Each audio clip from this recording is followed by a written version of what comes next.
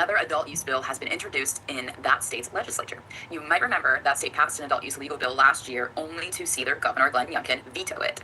Sure enough, in his State of the Address this week, the governor there said he would veto it again if it passed the legislature. Here's our man in Virginia, Joe Parsons, with more. I'm Joe Parsons with the Virginia Cannabis Connection, and this is the Virginia Cannabis Report on Cannabis Coast to Coast News. In 2021, Virginia So was now you got to vote his ass up prohibition out as of the first southern here, state to and adopt then not only a re-vote medical for some cannabis shit use you already program, voted for. but the That's first that to legalize bullshit. recreational use by adults 21 and over. Adult use sales Well, were this set is to already begin by approved, but he 2024. keeps saying no. But Who the since fuck is Republican he? Governor Glenn Youngkin Who took office voted in for him? 2022, he's been a staunch opponent to adult use See, and has been doing gotta use everything in your his power power. to prevent implementing the retail market, a market Whoever that was put the him will in of the people office of the had to vote for Commonwealth him. since 2021.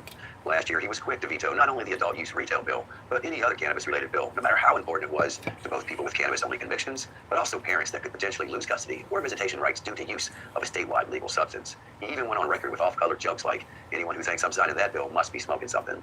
Delegate Paul Krizik and Senator Aaron Rouse, the two key Democrats that got last year's bill passed on both Senate and House chambers with bipartisan support, are not wasting any time to put a new bill for the 2025 session. They have decided to make only minor adjustments to the new bill, as last year's bill was well received by both parties. Delegate Krizik and Senator Rouse know how important this bill is, not only to ensure a safe and fair marketplace, but to have tested, taxable products that could in turn help decrease the increasing legacy pop-up market that is exploding in Virginia due to the lack of that adult market.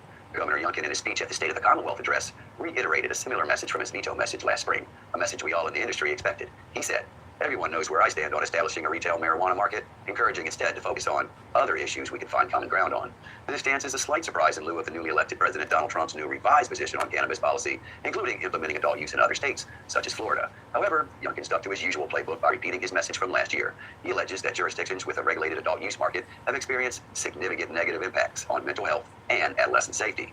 In his veto statement last year, he quoted surveys and research documents that were literally years out of date and used excuses that prohibitionists have been using to invoke fear for years. The fact is that federally funded survey data reports that teens' use of marijuana is at historically lows, especially in states with adult use laws. Studies from both the U.S. and Canada have also failed to identify a relationship between marijuana legalization and increased instances of psychiatric illness among either high-risk individuals and the general public.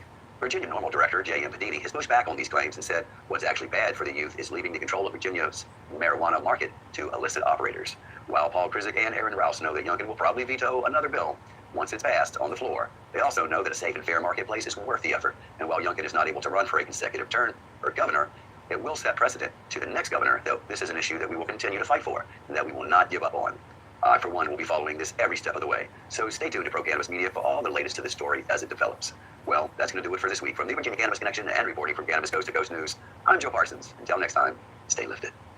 That'll do it for the A block or first section of this week's Cannabis Coast to Coast News, but we have many more state reports coming up next, including the story of the Ohio mom who went through a Burger King drive-thru and got a bonus she was not expecting.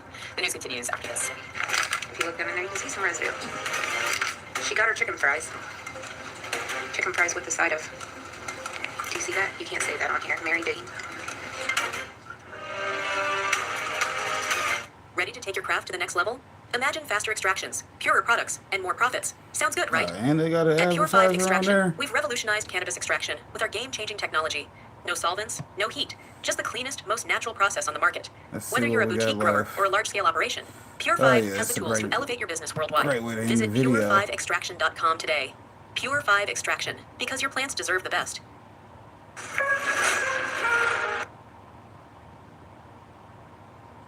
Let's turn this back to normal.